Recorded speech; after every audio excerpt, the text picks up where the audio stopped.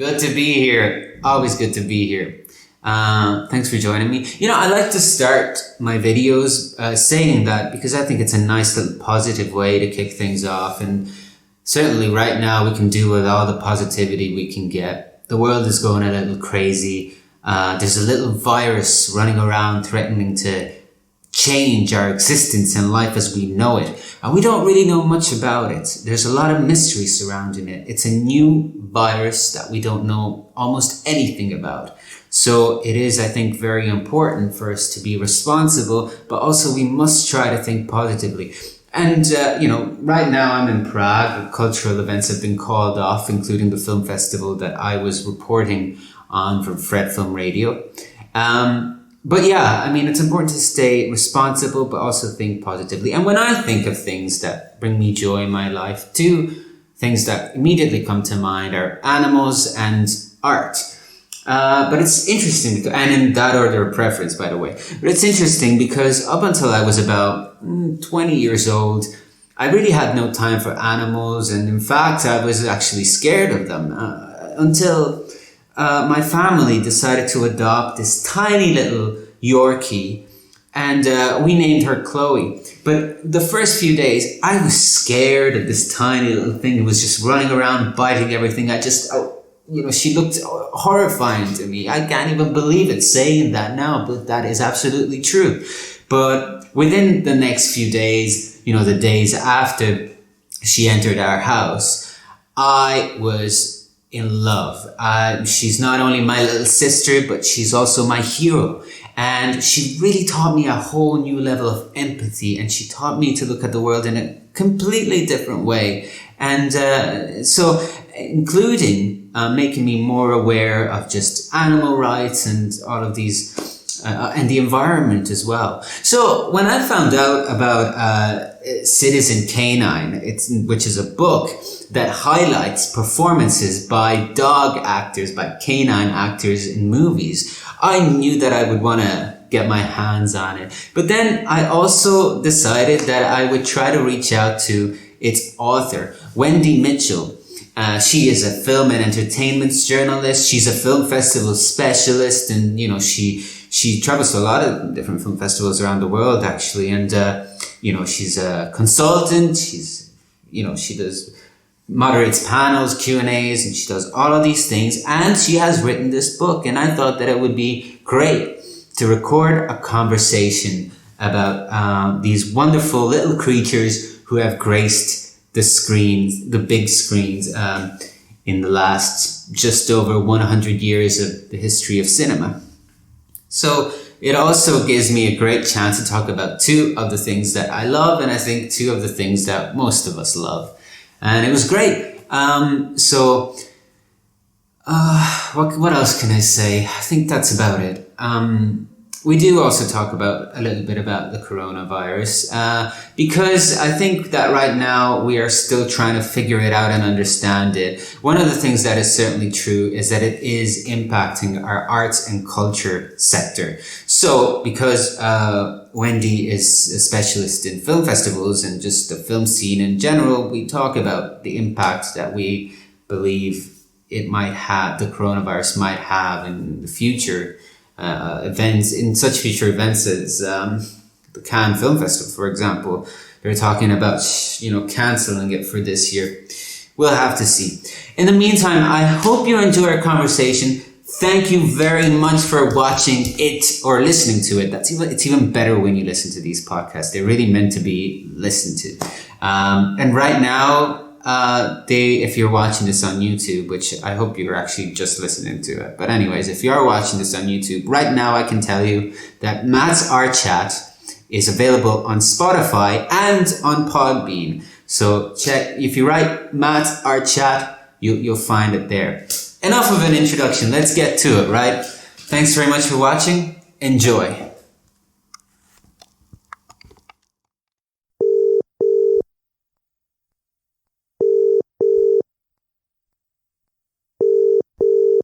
Hello. Hi, Wendy. How are you? I'm good. How are you? I'm doing fine. Just, the coronavirus hasn't gotten to me yet. Let's put it that way. Me neither. That's kind of the crazy thing. I am in Prague at the moment. Where are you, by the way? I'm just outside of London. Oh, right. Okay. And is that where you're based?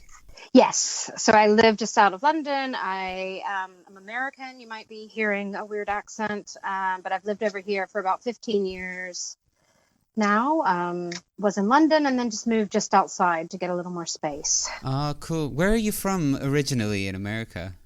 Originally from North Carolina. Oh, North Carolina is a really wonderful place to visit, to grow up. It's a really beautiful state. It's on the East Coast, obviously.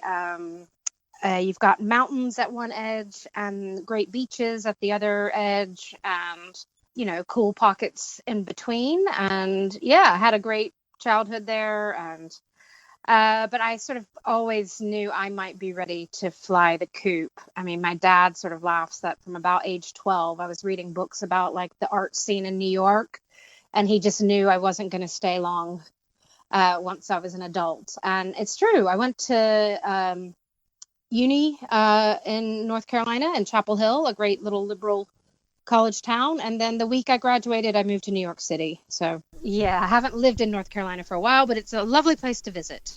But is that where you discovered your passion or love for the cinema? To be honest, that came more really in New York, I think. I mean, I always liked going to the movies like a normal level person. To be honest, I started out writing more about music and the music industry, but I sort of evolved when I was living in New York to write more about film and the film industry. And, as a writer, I found there was so much more you could talk about. I mean, if you interview a band about a song, it's quite hard to, come up with interesting ways, to talk about music. And I just thought with film, there's so much more to write about, to think about. No offense to any musicians, but yeah, I just sort of fell in love with film more sort of in my 20s in New York, I think. Well, was there a particular type of music that you were writing about? Oh, gosh, yeah. Just like classic 90s indie rock. All right. There was a lot of great bands in Chapel Hill at the time, like Superchunk and Archers of Loaf and Polvo, and the Squirrel Nut Zippers were coming out of there. Some people might think I'm talking Greek right now, but yeah, I used to work at the magazine CMJ, which is like for college radio stations, basically. So yeah, that sort of college indie rock, boys with guitars mostly, and a few girls with guitars too, was what I loved. Yeah. Do you play any instruments yourself? Oh God, no. You can hear my speaking voice, so this is not a musical instrument myself. No, I took about I don't know. I don't agree with that. I think you have quite a musical voice. Oh, depends on the kind of music you like. No, I took about 3 guitar lessons, I think, when I was in my 20s in New York, and just disastrous. I don't have any musical ability, but I love it. And so, all right, so then you made the transition over to cinema. How did that happen? Was there a moment that made you realize that maybe cinema would be something that you'd like to talk about? Yeah. I had been writing about the music industry, and I had worked at CMJ, and I'd worked at Rolling Stone in their books department. And then there was a great publisher. I'd been writing about the sort of digital music industry and Napster and things like that.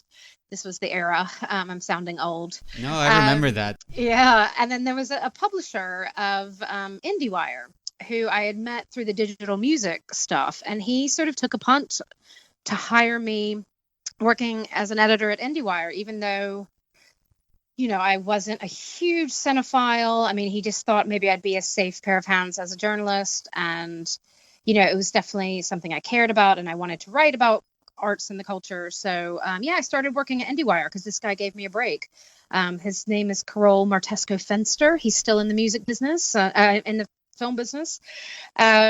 So yeah, thanks to him for being open-minded. And a guy named Eugene Hernandez was running IndieWire, and he is now, as of a month ago, the head of the New York Film Festival. So some great creative minds that I got to learn from at IndieWire. Do you remember what the first article you wrote was? I don't really remember the first article, but I remember the first screening I went to. They do press screenings. I'd never really had the chance to go to many press screenings because I'd been doing music stuff. And the first screening I went to was a film called Rain by a New Zealand director called Christine Jeffs. And God, I still remember that film. It made such a big impression on me. It's sort of this coming of age story, really poetic. So yeah, I remember feeling like, gosh, if this is what the next, decades are like working in film, this is going to be good. Exactly. I've never seen that film. I don't know No, it much didn't about do. it. It's not really a cult classic or anything, but Christine Jeffs went on to make, I think, the Sylvia Plath biopic. Oh, I love But yeah, Sylvia she was a Plath. great, yeah. But yeah, I recommend the film. I haven't watched it since then. But yeah, 2001, sort of coming of age drama set in New Zealand. A hidden gem worth rediscovering. And Yeah. okay, so since then you've been obviously heavily involved in cinema. One of the things you do is you travel a lot to different film festivals, and recently you were in Berlin, right, for the Berlinale? Yes, I was. What was that like this year? I can't really comment too much on the film selection because I was mostly there. I was moderating like 5 different conferences. So I didn't really see that many films. I saw sort of 2 or 3. And the 2 or 3 I saw were really great. And those were The Assistant, the Kitty Green sort of fictional take on a Harvey Weinstein sort of situation. And that was very powerful. I saw a Danish film called Wildland. That's a first feature, sort of about a small-time crime family in Denmark. And that was wonderful. And then I saw Gunda, which is Victor Kozakovsky's black and white sort of diary of farm animals, which sounds maybe weird or boring, but it was really moving. And I got really attached to the pig in that film. And yeah, so the 3 films I saw were good. I mean, some people said maybe the selection was not as exciting as they were hoping with this new team running the festival. But I also think, you can only select films that are available to you at that time. And, some in February, a lot of people are waiting to submit their film to Cannes if you're European, or maybe Toronto if you're North American. So they don't have the picking and choosing of every film this year. So I thought the selection was pretty interesting. In terms of business, it felt a little quiet, but not devastatingly quiet. So I would say it was a solid year in Berlin, but maybe not a magnificent year. You know what I was thinking when you were saying that about the selection. Obviously, like the selection process is impacted by decisions that even the filmmakers themselves make, and they're kind of hoping to get into the big festivals. And I really kind of feel sorry for those who waited to get into Cannes and might have even gotten to screen a film there, because now it looks like it might be cancelled. Yeah, I mean, we certainly don't know. I mean, a lot of people. I'm planning some events for Cannes right now, and I'm sort of going on the until it's canceled, we just go ahead. I mean, it will be a huge, devastating thing for the film industry if it's canceled. And yeah, you do. I mean, there's a lot of people who will lose a lot of money. Some companies might even go under. They lose so much money. And that could be local Cannes, businesses or people who run those beach clubs, or also just people in the film industry that count on Cannes to make a lot of their income. So, and as you say, like, my gosh, imagine if you were a filmmaker who's been, and especially like, what if it was your first film and you've been working on this film for 5 years and you might have already gotten into Cannes. They might have even said to you, yeah, you're accepted. And then all of a sudden it could be canceled, or there could be half the usual people attending. It's just so sad. I mean, I do think it won't, let's put it in perspective. Like, if Cannes is canceled, nobody's going to die. These are films. They can be seen at other film festivals and other events and at other cinemas. But yeah, I think the whole virus could have a really devastating effect on cinema going, on festivals. Yeah, it's really scary to just watch all these events be canceled. South by Southwest is now canceled. And, that's worth $500 million to the Austin economy. I'm friends with some of the people who run South by Southwest. And I don't know how they're getting out of bed in the morning. They've been working on 11 months to plan this amazing festival with all these amazing films, and the filmmakers were so excited, and then it's just poof, not happening. We don't know when these things can be rescheduled or if. And yes, really uncertain times for the film industry. And I'm sort of sitting at home wondering what's going to happen with Cannes and beyond. Gotcha, yeah. I'm actually currently at a film festival in Prague. You know, there's a human rights documentary film festival, and this morning the government has announced that the schools will be closed and all of these different restrictions have been set in. Oh gosh. So it's not it's pretty uncertain times now. It's kind of scary. Are people out at the cinema in Prague at least? Are they attending festivals? Yeah, most or all of the guests have actually came to Prague for the festival. The rules now, you know, up to 100 people, it's all right. But any events that go above that have been cancelled. So that's what it is like for now. But I would even, it would be kind of, I definitely wouldn't be surprised if even those smaller events were cancelled in the next few days. But anyways. Oh, yeah. What's the situation like in the UK right now? You know, not a lot of official cancellations in the UK. I know some film distributors that have great films that were released this weekend or next weekend are a little scared that people might stay away from the cinema, but I'm not going to let this virus make me stay home until the government says, you know, we shouldn't. I'm going to go to the cinema. You know, of course the cases are growing in the UK, but it's certainly not on the level of something like Italy. You know, I was at the Glasgow Film Festival last week, and they were, you know, pretty much business as usual. I think they had, you know, one or two international people said they wouldn't fly. But, you know, I think until the health officials tell us, you know, not to have gatherings and things, I think, we need to, support film and filmmakers or rent them online. It is a job at the end of the day. So, I mean, it is kind of our job to do these things. And unless we are, you know, restrictions are in place and the government tells us not to, there's nothing we can do because it's kind of what we have to do. Yeah, exactly. And this is going to be my last question about the coronavirus. While you were in Berlin and all of this was happening, a lot of news was coming out when Berlin was still on. Did you notice that people were behaving differently, or did you notice anything about the atmosphere change? Yeah, a few. I mean, well, people were certainly talking in Berlin about, you know, the lack of Chinese film industry attending. Those people just didn't come. You know, I saw one French sales company had a little sign up in their office saying, you know, we're not kissing or hugging. It's nothing personal, which I thought was great. Yeah, I think people were trying to be a little. I mean, I also think maybe we shouldn't be going around air kissing everybody all the time at these events anyway, because everybody spreads colds and flu doing that. So yeah, I think people were maybe kissing a little less, which in a lovey industry is funny. But I think we didn't really hear about the Italian situation until most people were leaving Berlin.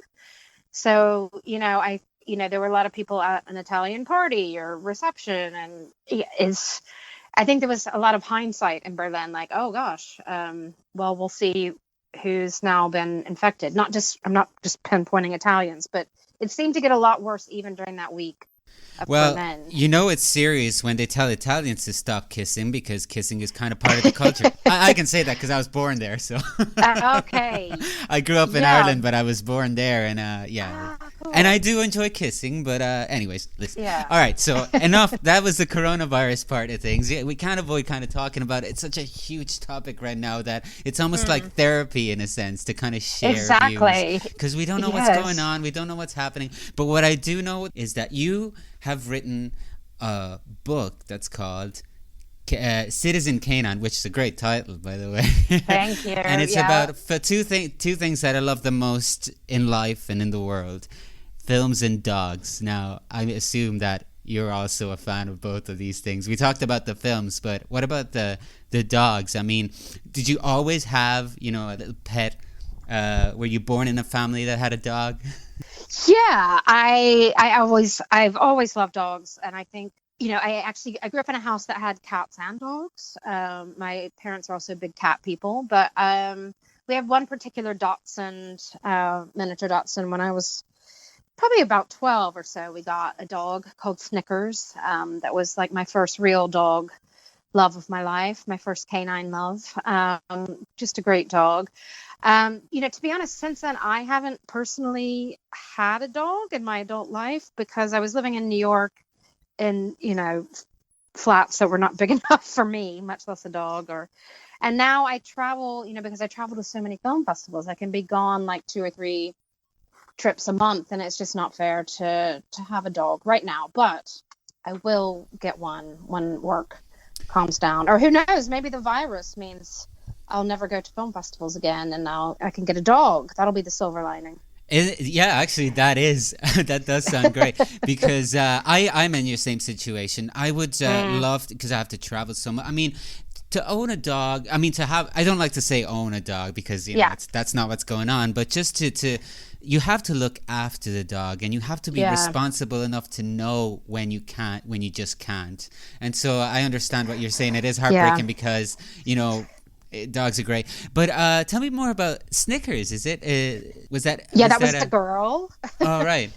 Yeah, so she was just a little miniature Dachshund, just a short-haired one, brown, and just lovely, and used to beg for food a lot. Became a little bit obese, which Dachshunds have an issue with because of their shape, but she lived a long, happy life. And was there a reason? Was there a reason behind the name?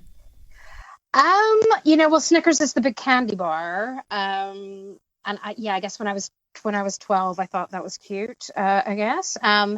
And weirdly, Snickers did once eat a whole bag of like those miniature Snickers, which could have been fatal. Because dogs can't handle chocolate. But let's just say she got very sick very promptly. So she kind of pumped her own stomach, I think, and the mess was not fun. But I think she learned a lesson about never eating chocolate again. So keep the chocolate away from the dogs. Yeah. Oh yeah, that's a big must. Definitely. I had a fright of my life when my little Chloe, she's a Yorkie, and she ate a whole box of white Kit Kats, and I just ran downstairs to my parents and I said, we got to take her to the hospital. Nothing happened. Yeah. Nothing happened at all. But I was so scared. You know what's funny is that before the age of 18, I was actually scared of dogs. I couldn't even go near them. And then my family, for some reason, decided to get a dog. And that was Chloe. And she's still with us. So she's a little Yorkie, and I was terrified of her. This tiny thing, I was terrified of her. But what I say is that within, in over the next few days after she actually came into the house, she completely changed my life, and I cannot, she's my hero, basically. Yeah. Do you feel Snickers in a way, I don't know, helped you grow? Yeah, of course. Certainly. I mean, it's just a different kind of love we can have with our animals that are around us. And, I also think in researching the book, that was one sort of theme I saw in a lot of these films, is that dogs can really change us and make us better human beings. You look at something like As Good as It Gets, and you have this Jack Nicholson character who's really grumpy, and he's got OCD, and he can't really connect with humans, and he hates his neighbor's dog Verdell, but then slowly he comes to love Verdell, and through that love, I think he opens his heart and can then interact and love humans again. And that's the sort of theme we see a lot. Speaking of which, I think one of the first entries in the book is Chaplin's film. What is the name again of the film? A Dog's Life. Right, A Dog's Life. It's a great film. I love it. Yeah. I actually have Chaplin's name tattooed on my arm, so I don't know. Oh, fantastic! And it's a great film. I love watching the film. I definitely recommend anyone to watch it because it's amazing. But it's kind of heartbreaking to find out, because in this book we actually find out about not just the character, let's say, that these dogs play, but actually they themselves. And it's really heartbreaking to find out that shortly after the film, the dog actually died of a heartbreak. Yeah. Yeah, that's what the sort of legend is that, Chaplin wanted to cast a sort of mutt of a dog, and the dog's actual name was Mutt, because he had been shown all these like fancy, well-groomed, posh dogs by the studio, and he was like, no, this film is about the tramp, and he needs a sort of canine equivalent of that, which would be a sort of street dog.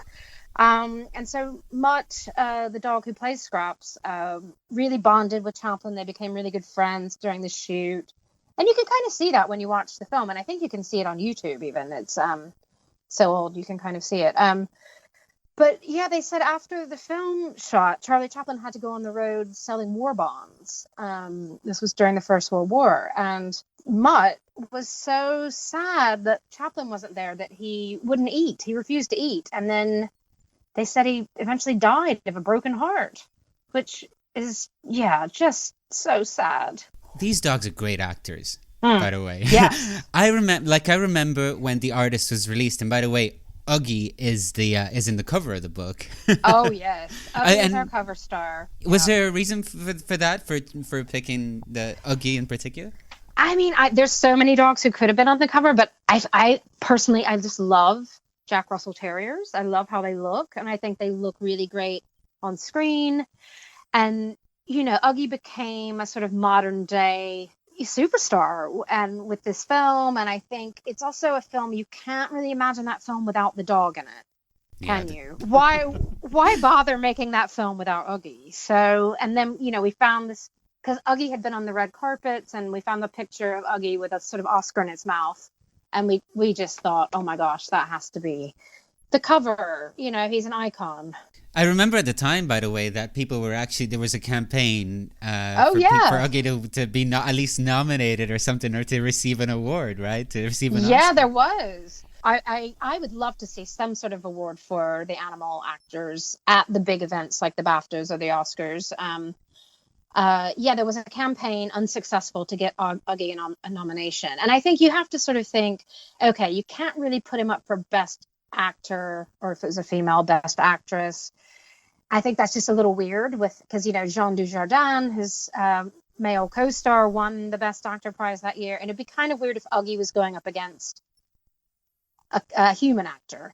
So, but maybe I would love to see a sort of category introduced about best animal. Yeah. There's certainly been enough talented ones. Yeah. You know why I would love to see it, actually, is I think it would raise a lot of awareness for animal rights. Yeah. And, I think you could do a lot of work. A lot of dogs in film are rescue dogs. Yeah. Throughout film history. And I think you could raise awareness that, rescue dogs can be superstars. And you might, like you say, animal rights. And I think the trainers of these dogs deserve some recognition, because they are just amazing at what they do. And they really care about each animal. It's not just, we've got 20 dogs sitting in a cage and we put one out and put it on screen. I mean, a lot of these trainers live with these dogs every day, as part of the family, and they love them, and they really know their personality and what motivates them to work. And, I think the animals are well treated, and I think there could be a discussion around that. You're right. You mentioned that a lot of these dogs are rescue dogs. And I mean, I love the way that in this book you find out about the dogs themselves and the lives that they had before they became stars, or before they were in these films. One of the ones that I remember from the book is Down and Out in Beverly Hills, Matisse. Oh, yeah. And he was discovered while he was chained up in a ranch in Northern California. That's an incredible story. Yeah, exactly. And there was Air Bud was also found chained up somewhere. Yeah. I mean, and Benji was like a street dog before he became globally famous. So I think people who really love dogs love also seeing a sort of underdog, not just like a perfect show dog, but, something like Matisse.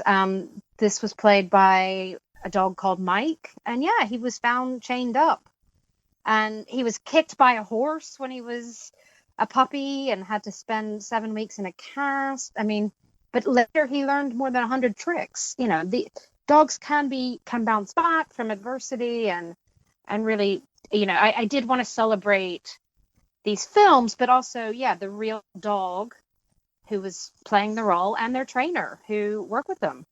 Yeah, yeah, and we were talking about Ugly earlier, and the awards, the fact that he could have won an award, at that Oscar.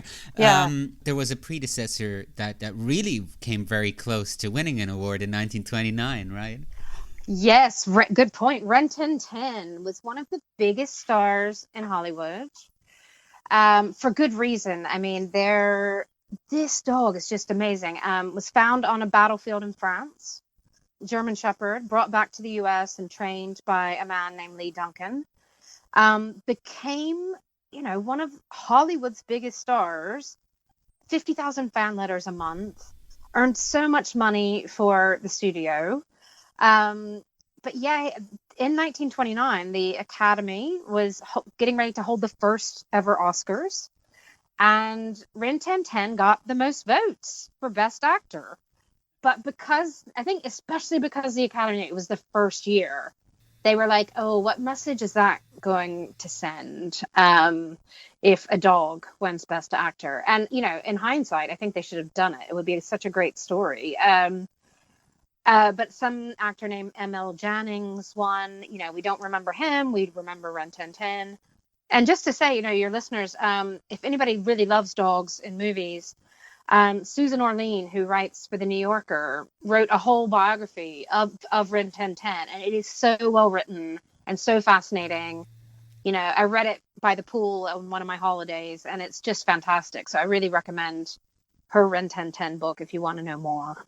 Oh, definitely have to check it out. Yeah, Rin Tin Tin. I remember watching Rin Tin Tin movies, can you believe it, when I was a child, and the really old ones too. It was like a cheap VHS that my parents bought me. So I loved it. And I think then they made like a series or something later on, and so he kind of started a whole kind of series of films or a TV show. I can't remember exactly. Oh yeah, exactly. No, I think Rin Tin Tin was a TV show, or had a TV show, and then of course Lassie was also a film, and then a huge TV show. Gosh, yeah. So, and back in old Hollywood, there were some really great dogs. Yeah. And you can find all of that about in Citizen Canine. We can't give too much away because I feel like that's the beauty of the book. Just discovering all of these great dogs, Evan. And by the way, Emil Jannings, great German expressionist filmmaker. Okay. But I do agree that it would have been pretty cool to read and the history books that a dog won the Best Actor award. It would have been fantastic. Do you actually think that it would have kind of changed things in a way too, like our perception of films in general? I don't know. I often think about stuff like that. So yeah, I think it might have changed things. We could have had real recognition for these dogs a bit more. There was Ren Tin Tin, and then around the same era was Strongheart, which was another German Shepherd, and he made millions for his studio. He was just as big as Ren Tin Tin, really. So yeah, maybe if they let that happen in 1929, we'd have a slightly different attitude to these dogs. Yeah. But I think us fans, really, we know how important they are to films, and you can't imagine The Wizard of Oz without Toto, can you? So they live in our hearts, even if they're not getting the Oscar. Is there any performance that is just near and dear to your heart that just you remember fondly that you would like to kind of highlight? Oh gosh, I have a soft spot for the Mike Mills film Beginners, and this is with Ewan McGregor and Christopher Plummer. It's just a really wonderful film, whether or not it has a dog in it. I'm trying to look up the year. Yeah, from 2010. But there is another Jack Russell Terrier. I have a soft spot for them. And he's playing a character named Arthur, and Arthur is owned by the dad. And when the dad gets sick, Ewan McGregor plays the son, and he has to inherit the dog.